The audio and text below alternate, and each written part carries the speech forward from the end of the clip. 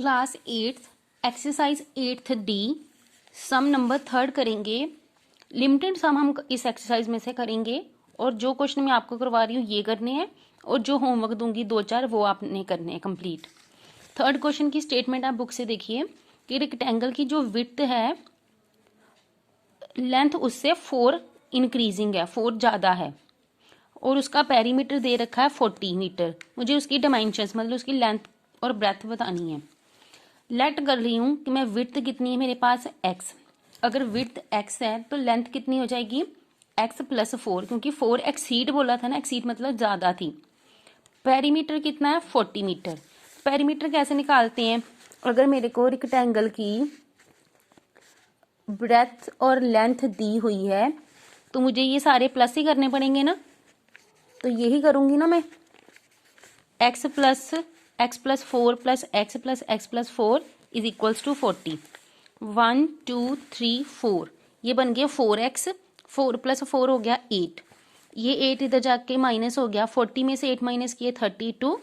अब ये 4 जब इसको डिवाइड करेगा 4 8 32, तो x कितना आ गया 8। लेंथ मेरे पास है x + 4, तो लेंथ कितनी हो जाएगी 8 + 4 दैट इज 12। विड्थ यानी कि ब्रेथ आ गई 8 मीटर और लेंथ आ गई मेरे पास 12 मीटर। इसके बाद फोर्थ क्वेश्चन आपका होमवर्क है। फिफ्थ क्वेश्चन देखिए, एक स्क्वायर था मेरे पास पहले, उस स्क्वायर की जो साइड्स हैं उसमें एक साइड में मैंने 2 प्लस कर दिए और एक साइड में से 2 माइनस कर दिए। ऐसा करने पे वो एक रेक्टेंगल बन रहा है और उस रेक्टेंगल का जो पेरीमीटर है वो मुझे बता दिया है कि 48 है। मुझे स्क्वायर की साइड बतानी है, तो मैं लेट क्या करूंगी, स्क्वायर की साइड मान लूंगी x। Let side of square is equals to x। अब वन साइड कितनी है इसकी x + 2, क्योंकि बोला था कि एक साइड में 2 प्लस हो गया है। और सेकंड साइड कितनी है x - 2, क्योंकि दूसरी में से 2 रिड्यूस किया था, कम कर दिया था। ये क्लियर है? अब नई ये साइड्स बन गई। जब साइड्स चेंज हुई तो वो स्क्वायर किस में चेंज हो गया, रेक्टेंगल में। मीन्स कि अब जो ये रेक्टेंगल बना है इसकी एक साइड x + 2 है और एक साइड x - 2 है, तो मुझे इसका पेरीमीटर बोला हुआ है कि 48 है। Now rectangle is formed with whose perimeter is equal to 48 metre. अब अगर मैं इस रेक्टेंगल का पेरीमीटर निकालूं तो x + 2 + x - 2 + x + 2 + x - 2, मतलब चारों साइड्स को प्लस कर देना है। 1 2 3 4 4x हो गए, ये +2 और ये -2 कट गए, ये +2 और ये -2 कट गए, तो 4x किसके इक्वल आ गया 48 के। जब 4 इसे डिवाइड करेगा 48 के साथ तो x का आंसर आ जाएगा 12। तो x ही मेरी स्क्वायर की साइड थी, यही मैंने फाइंड करना था। सो साइड ऑफ स्क्वायर कितनी आ गई 12 मीटर। इसके बाद 8th क्वेश्चन आपका होमवर्क है। 9th क्वेश्चन मैं आपको करवा रही हूँ। 9th और 8th एक जैसे हैं। 9th क्वेश्चन में उन्होंने बोला हुआ है कि 2 कार्स ट्रेन जो हैं एक ही जगह से चल रही हैं, एक इस साइड गई एक इस साइड चलेगी। एक की स्पीड दी हुई है 72 km/h और दूसरी की दी हुई है 63 km/h।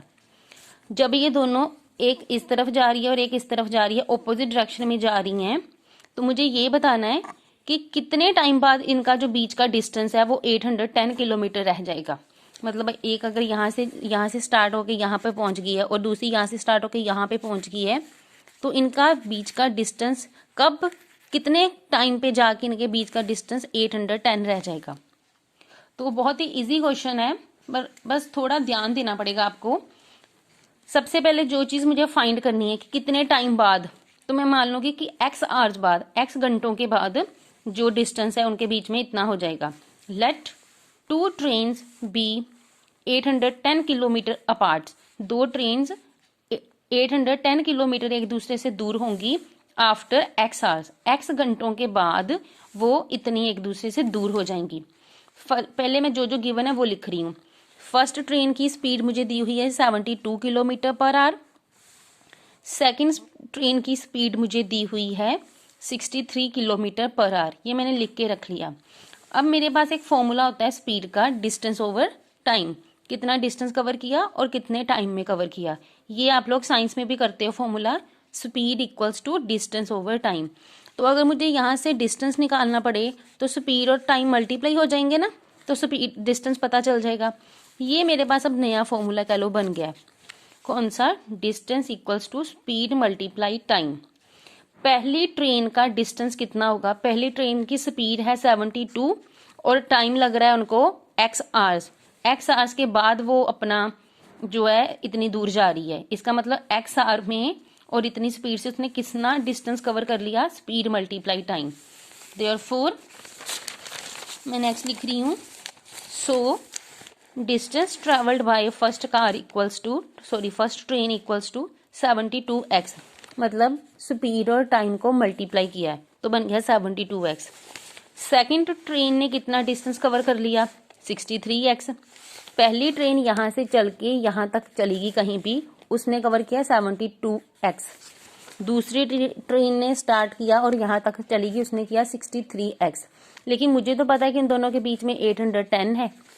अगर वो एक ही पॉइंट से चलना शुरू हुई थी, जितना इसने किया या जितना इसने किया, उनके बीच में तो टोटल तो 810 ही है ना। इसका मतलब इन दोनों का टोटल कितना होगा? 810। अगर एक कार मतलब कपूरथला से कह लो ट्रेन है, एक कपूरथला से जलंधर की तरफ जा रही है और एक दूसरी तरफ ऑपोजिट, मान लो कोई भी डायरेक्शन ले लो आप, अमृतसर की तरफ जा रही है, तो सेम पॉइंट से स्टार्ट चल रही हैं, तो जितना भी वो डिस्टेंस कवर करेंगे उनका टोटल ही आएगा ना फिर 810। वो चीज़ है यहाँ पे। तो टोटल डिस्टेंस दिया हुआ था 810 किलोमीटर, लेकिन फर्स्ट ने किया 72 किलोमीटर, 72x सॉरी, और सेकंड ट्रेन ने कवर किया डिस्टेंस 63x। इन दोनों को प्लस करके 810 आया। उसके बाद वाला प्रोसीजर आप लोग जानती हो कैसे सॉल्व करना है, कि x निकाल लूंगी 6 आवर कि 6 घंटे के बाद वो 810 किलोमीटर दूर हो जाएंगी एक दूसरे से। लेकिन उन्होंने टाइम पूछा था कि व्हाट टाइम, चली कब थी? 11 बजे रात को, 12, फिर उसके बाद 1 2 3 4 5, मतलब सुबह 5 बजे जाके they will be 810 kilometre apart. इतनी दूर हो जाएंगी सुबह 5 बजे, उनके बीच का डिस्टेंस इतना हो जाएगा तब। नेक्स्ट है 10th क्वेश्चन, वो भी आपका होमवर्क है। 13th एंड 14th, उसमें से 14 आपका होमवर्क है, 13th क्वेश्चन मैं आपको करवा रही हूँ। 13th क्वेश्चन करने से पहले आपको ये कॉन्सेप्ट एक समझना पड़ेगा कि अगर मैं एक नंबर मान लो लिख रही हूँ 83, ये इसकी यूनिट प्लेस है, ये इसकी टेंस प्लेस है। 8 को 10 से मल्टीप्लाई करके 80, फिर उसमें 7 प्लस करूंगी तो 87 बनेगा ना। मतलब जो भी डिजिट टेंस प्लेस पे होती है वो 10 से मल्टीप्लाई होने के बाद बनती है ये चीज़, तभी 87 में 80 टेंस आ रही है ना। ये चीज़ याद रखनी है, ठीक है। अगर मैं आपको बोल रही हूँ कि 1 प्लेस पे 3 है और 10 प्लेस पे 6 है, तो आप झट से लिख दोगे 63। लेकिन अगर मैं दूसरी वे से देखूँ तो 1 प्लेस पे 3, 10 प्लेस पे है 6, मतलब वो बन जाएगा 6 × 10 60, फिर इनको प्लस करके बना 63। तो ये चीज़ यहाँ पे यूज होगी। एक बार क्वेश्चन समझ लीजिए। लेट यूनिट डिजिट पे मेरे पास जो नंबर है वो मान लो x है। स्टेटमेंट में बोला हुआ था कि 2 डिजिट वाली मेरे पास नंबर्स हैं, उनकी डिजिट्स का सम करने पे मेरे पास आंसर 7 आता है। कि जैसे यहाँ पे 6 और 3 को प्लस करके 9 बन रहा है ना, जहाँ पे 8 और 7 को प्लस करके 15 बन रहा है, वैसे जो मेरे पास नंबर है ना, उन दोनों डिजिट्स को प्लस करके 7 बनेगा। मुझे नहीं पता कौन सा नंबर है, 43 है, 52 है, 61 है, कौन सा है मुझे नहीं पता। अब मैं क्या कर रही हूँ कि मान रही हूँ कि यूनिट डिजिट जो है वो x है। Let unit digit equals to x। अगर यूनिट डिजिट x है तो दूसरी कितनी होगी? 7 - x, क्योंकि दोनों को प्लस करके ही तो 7 आ रहा है ना। उसमें से अगर एक x है तो दूसरी पक्का 7 - x होगी। तो 10th डिजिट मैंने मान ली 7 - x। यहाँ तक क्लियर हुआ? यूनिट पे x माना और 10th डिजिट पे 7 - x माना। अब 2 डिजिट नंबर कैसे बनेगा फिर? 10 वाली को 10 से मल्टीप्लाई करके यूनिट में प्लस कर दीजिए। That is 10 × x 7 - x plus x। 10 × 10th place वाली प्लस कर दो उसमें यूनिट वाली को, तो ये 10 से मल्टीप्लाई हो गया। 10 7 × 70, 10x और x ये नंबर बन गया मेरे पास। देखने में लग रहा है कि ये क्या चीज़ बन रही है, लेकिन अगर मुझे x पता चल जाएगा तो ये नंबर अपने आप बन जाएगा फिर, ठीक है। अब उन्होंने बोला था कि अगर डिजिट्स को रिवर्स कर दें, जैसे मान लो पहले 61 हो, रिवर्स करने पे वो 16 बन जाए, रिवर्स करने पे। अब जो यूनिट वाला था वो टेंस बन जाएगा और टेंस वाला यूनिट प्लेस पे आ जाएगा। लेट डिजिट्स आर रिवर्स, कि मान लो डिजिट्स को रिवर्स कर दिया तो यूनिट डिजिट पे कौन आ जाएगा फिर 7 माइनस एक्स, और टेंथ डिजिट पे कौन आ जाएगा x। चेंज होगी ना उनकी पोजीशन। अब जो नंबर बनेगा वो बनेगा टेंस वाले को x 10 से मल्टीप्लाई करके उसमें यूनिट वाले को प्लस कर दो, that is 10 multiply x plus unit digit. ये मल्टीप्लाई करके ये नंबर आ गया। ये आया है रिवर्स करने पे और ये मेरे पास ओरिजिनल नंबर था। स्टेटमेंट में बोला है कि जो न्यू नंबर फॉर्म हुआ है वो ओरिजिनल से 9 लेस है। न्यू नंबर ओरिजिनल से 9 लेस है, मतलब इन दोनों को माइनस करके 9 डिफरेंस आ रहा है। According to question original number minus reversed number is equals to 9। उनकी डिजिट जो है रिवर्स करने पे जो नंबर बनेगा उन दोनों को फिर माइनस करने से नया जो डिफरेंस आ रहा है वो 9 डिफरेंस आ रहा है उनका। जैसे मान लो पहले 61 हो, उसके बाद उल्टा करके 16 बन रहा है ना, लेकिन इनको माइनस करके 9 नहीं बन रहा। ये क्वेश्चन तो नहीं आएगा इस पे, वो मुझे ढूंढना पड़ेगा नंबर कौन सा है, ठीक है। अगर मैं 43 मानूं, 43 को उल्टा करो 34 और इनका डिफरेंस कितना है 9, तो ये इसको वैसे सेटिस्फाई कर रहा है। मैं ये जस्ट एग्जाम्पल दे रही हूँ। तो ये ओरिजिनल नंबर था, डिजिट्स को रिवर्स करने पे ये बन गया और इनका डिफरेंस 9 है। यही हमारे पास यहाँ पे है, original number minus reverse number difference 9। अब मैंने इस इक्वेशंस को सॉल्व किया है, ओपन कर दिया है, minus minus minus plus minus minus 70 में से 7 माइनस किए 63, 9 9 18, ये उधर जाएगा, ये 9 इधर आ जाएगा। 63 में से 9 माइनस किए 54, 18 को जब डिवाइड किया तो x3 आया, यानी कि यूनिट डिजिट पता लग गई मेरे पास कितनी है 3।